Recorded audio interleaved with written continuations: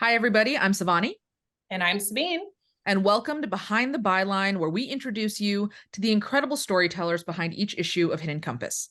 Today, writer Ellen Murray joins us. Thank you so much, Ellen, for joining us. We're excited to talk about your story.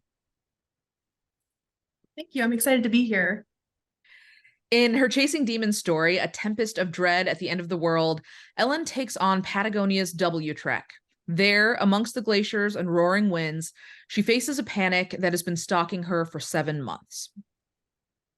I want to start, Ellen, by saying how much of a privilege it has been for me and others on the editorial team to work with you through this story, which is incredibly courageous. And, in drafting this story, the version that we published, which is beautiful, really forced you to relive and describe in heartbreaking detail some of the most difficult moments of your life. How did you work through that process? Well, I felt that it was really in service of the story that I wanted to tell, or I think that I think I might have rejected the suggestion otherwise. But from the get-go, I felt like the editorial team was kind of on my side. And even from the first draft I ever submitted to you guys, the feedback and the themes that you drew out were the same things that I was kind of working with. So I always kind of felt like we were side by side in telling the story. So even though it was difficult, I knew that it was in service of the story.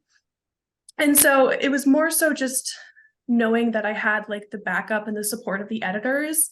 I think I've written about this topic a lot, and I think the worst thing for me is just kind of the responsibility of telling, such an important story, both authentically, but then also, beautifully, ideally, and that kind of trying to find beauty in tragedies, kind of quite a burden. So knowing that I could kind of let go of that burden and just write what I had, and then the editors would come in and support me and polish it up for me, that removed a lot of the stress.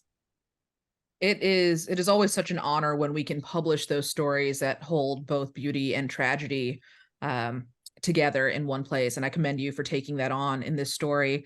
And sort of as a follow-up to the question that Sabine asked, what was the most rewarding part of this process for you? I think similarly, it was just seeing how much further the story evolved past where I thought it would.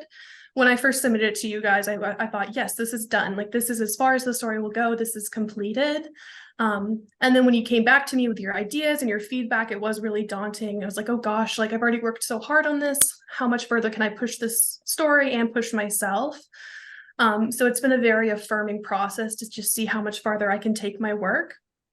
And it's also just, I think the story deals with identity and with life affirming experiences. And the process of writing it is also kind of like an identity and life affirming experience. So it just makes me really proud to know I can kind of persevere both in that hike I did, but also in the writing process, especially dealing with really sensitive material. And you should certainly be proud of this story, Ellen. And for those who are watching who haven't read it, please do yourself the favor of jumping in and being immersed in this world and going on this journey with Ellen. It's really a beautiful story. And for those who don't know, we have patronage campaigns with every story that we publish, which gives you as a reader the opportunity to directly support our partnership with that contributor. We split the proceeds of those 50-50 with our writers on top of their article pay. Ellen, what would you like to say to those who have already contributed to your campaign? Of course, thank you. I mean, as a writer and a grad student, obviously financial support is very important, but more than that, it is such a significant affirmation. When you write something, you kind of just put it out into the world and you never really hear back, versus I come from theater where you can actually see the audience, and writing is so separate in that. So knowing not just that somebody read my story, but they also enjoyed it so much is just so affirming. And I think the story deals a lot with feeling unmoored and not really knowing where to go forward with the world and the future. So both as a person and a writer, having that tangible support, that thumbs up that my story matters, that my writing matters, really just helps me take it to the next level and continue with some of the other essays that I'm working on. I will echo that it matters so much. It's such a beautiful, poignant story. So everybody go out and read it and contribute to that patronage campaign. And thank you for those who have contributed. I'll echo that as well. And Ellen, thank you so much for joining us today and spending some time with us. Thank you. Take care, everyone. Bye-bye. Bye, everybody.